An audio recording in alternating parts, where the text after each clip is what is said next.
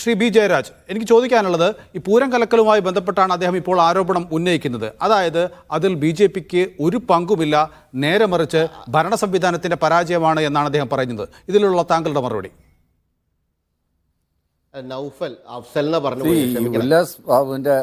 Advocate Ullas ബാബുവിന്റെ ഇത് കേട്ട് കഴിഞ്ഞാൽ തോന്നും സുരേഷ് ഗോപി ഏതാണ്ട് മംഗലശ്ശേരി നീലകണ്ഠനാന്ന് തോന്നും ദേവസ്വര സിനിമയിലെ.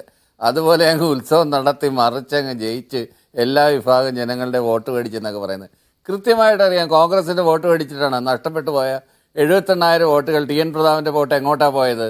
കൃത്യമായിട്ട് ഇടതുപക്ഷത്തിന് അവിടെ വോട്ട് കൂടിയിട്ടേ ഉള്ളൂ. കോൺഗ്രസിന്റെ വോട്ട് മറിച്ചു കൊടുത്താണ്. ഇതേ ഉദാഹരണം തന്നെ നമ്മളെ നേമത്ത് രാജഗോപാലിനെ ജയിപ്പിച്ചപ്പോൾ കണ്ടിട്ടുണ്ട്. കോൺഗ്രസ്സുകാർ മറിച്ചു കൊടുത്തിട്ടാണ് ജയിച്ചത്.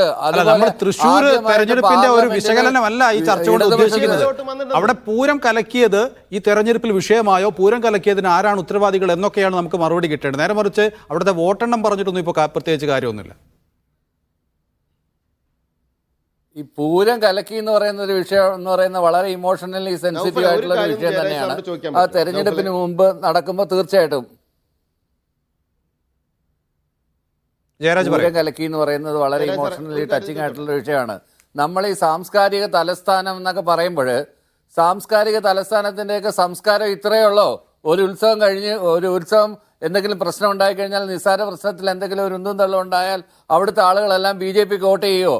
അങ്ങനെയാണെങ്കിൽ അതിനെ സാംസ്കാരിക തലസ്ഥാനം എന്നല്ല വിളിക്കേണ്ടത്, വേറെ എന്തെങ്കിലും പേരിട്ട് വിളിക്കേണ്ടി വരുമെന്നാണ് എനിക്ക് തോന്നുന്നത്. കാര്യം അത്രയ്ക്കേ ഉള്ളൂ തൃശ്ശൂരുകാരുടെ സാംസ്കാരിക മൂല്യം ഈ പറയുന്നത് പോലെ. അല്ലെങ്കിൽ വോളറ്റൈൽ ആയിട്ടുള്ളൊരു സിറ്റുവേഷനാണ് അന്നേരം. ആ സമയത്ത് തെരഞ്ഞെടുപ്പ് നടക്കാൻ പോകുന്നു. മുമ്പ് പല പൂരങ്ങളും നമ്മൾ കണ്ടിട്ടുണ്ട്. കൊല്ലത്ത് പുറ്റിങ്ങൽ നടയിൽ എത്രയധികം ആളുകൾ മരിച്ചതാണ്. അപ്പോൾ അതിനനുസരിച്ച് ചില നിയന്ത്രണങ്ങൾ ഏർപ്പെടുത്തേണ്ടി വരും.